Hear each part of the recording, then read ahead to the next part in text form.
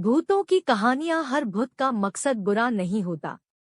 पोरबंदर में मेरे नए दोस्त रवि ने रेलवे स्टेशन के पास अपने घर में ही मुझे रहने की जगह दी। 10 दिन की छुट्टियां मैंने चौपाटी, कीर्ति मंदिर, कमलाबाग, हरि मंदिर, भारत मंदिर और तारा मंदिर देखकर बिताने का फैसला किया। रवि नौकरी करता था, इसलिए उसके पिता को दोपहर का खाना पहुंचाने में मैंने मदद करने का फैसला किया। दोस्त के पिता की यह मदद मुझे भारी पड़ गई। मैं जंक्शन रोड से दोपहर में टिफिन लेकर पैदल जा रहा था। अचानक मेरी नजर दाई और खड़े खाकी कपड़ों वाले इंसान पर गई। मुझे लगा कि वह रेलवे का कर्मचारी होगा। मैंने उसे देख सिर हिलाया, उसने भी सिर हिलाया, पर मैं जैसे ही आगे बढ़ा वो भी रेल की पटरी के साथ आगे चलने लगा। अब मेरे पसीने छूटने लगे क्योंकि मुझे लगा कि या तो ये सनकी पागल है या मुझे मार के लूटने वाला है। मैंने अपनी गति बढ़ा दी, वह भी मेरे साथ साथ दौड़ने लगा। दौड़ते दौड़ते उसने अचानक एक पत्थर उठा लिया और उसके दूसरे हाथ में पहले से एक लकड़ी की छड़ी थी। झुकते वक्त उसकी पीठ मेरी ओर हुई और मैंने देखा उसकी पीठ पर मांस के लोटड़े लटक रहे थे और उसकी पीठ के निचले हिस्से से बेतहाशा खून टपक रहा था। अब मैं समझ चुका था कि मेरा पाला किस मुसीबत से है। हम दोनों भाग रहे थे। अचानक ट्रेन की आवाज, विसल बजी और सिटी बजते ही जो वह आदमी चिल्लाया मुझ पर, मेरे तो रोंगटे खड़े हो गए और मैं तो बिना सोचे समझे टिफिन फेंक कर जोर से भागा। मेरी चप्पल भी वहीं छूट गई और कंकड़ पत्थर वाले रास्ते पर मैं करीब 300 मीटर दौड़कर हाईवे तक पहुंचा।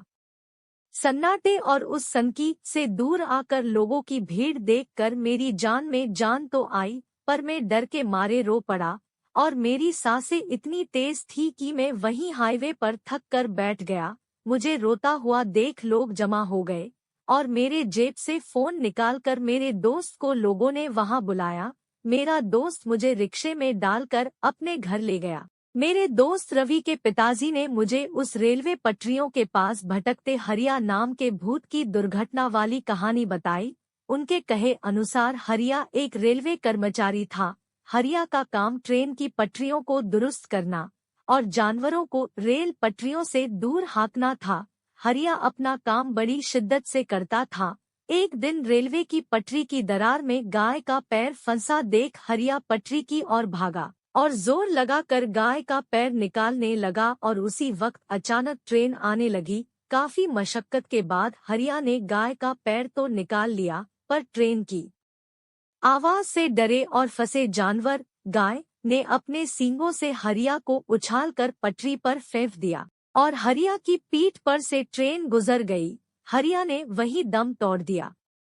दुर्भाग्यवश सामने की और प्लेटफॉर्म पर खड़े लोग यह करुण दृश्य देखने के अलावा कुछ कर पाते उतने में यह सारी घटना घट गई। शायद इसी वजह से हरिया ट्रेन की पटरियों के पास से गुजरने वाले हर व्यक्तियों को आज भी पटरियों से दूर भगाता है और कई बार दोपहर में जानवर उस जगह चिल्लाते सुने जाते हैं।